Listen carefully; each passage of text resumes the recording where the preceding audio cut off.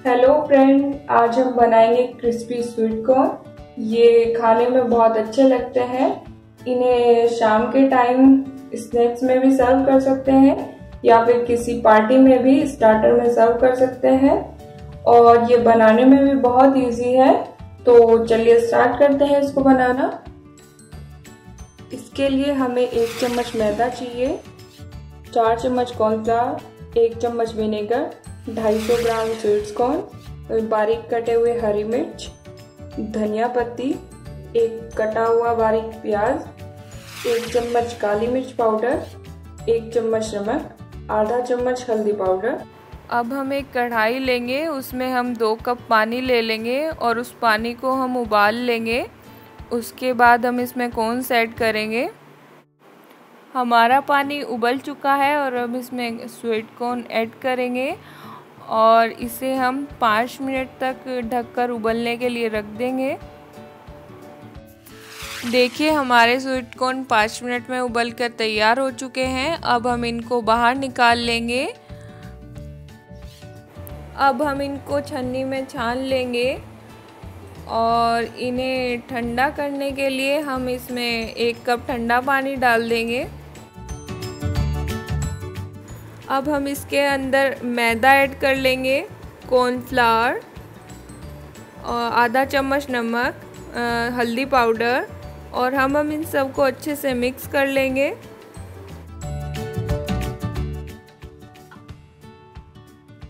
देखिए हमने इन सब चीज़ों को अच्छे से मिक्स कर लिया है।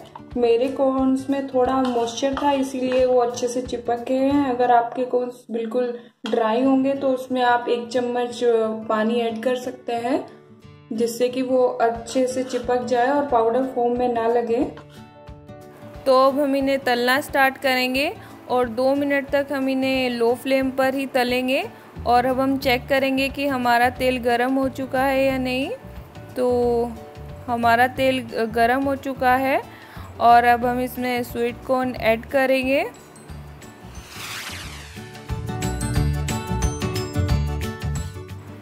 हम अपने कॉर्न्स को 2 मिनट तक लो फ्लेम पर तलेंगे। अगर हम इन्हें हाई फ्लेम पर तलेंगे तो हमारे कॉर्न्स चटकने स्टार्ट हो जाएंगे। अगर आपके कॉर्न ज़्यादा चटक रहे हैं तो आप इन्हें कवर भी कर सकते हैं। अब हम गैस का फ्लेम बढ़ा देंगे और 2-3 मिनट तक हम इन्हें तलेंगे, तब तक ये गोल्डन ब्राउन ना हो जाए। हमारे कॉर्न्स गोल्डन ब्राउन हो चुके हैं। अब इनको बाहर निकाल लेंगे। हमने यहाँ पे एक कढ़ाई में तेल ले लिया है। हमारा तेल पहले से गर्म है। अब इसमें प्याज ऐड करेंगे और बारीक कटी हुई हरी मिर्च ऐड करेंगे। आधा चम्मच हम नमक ऐड करेंगे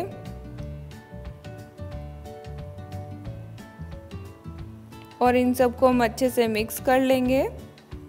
अब हम इसमें कटा हुआ हरा धनिया ऐड करेंगे और इसको भी हम अच्छे से 2 मिनट तक मिक्स कर लेंगे। काली मिर्च। अब हम इसमें कॉर्न्स ऐड कर लेंगे और इनको हम अच्छे से मिक्स कर लेंगे। अब हम गैस का फ्लेम बंद कर देंगे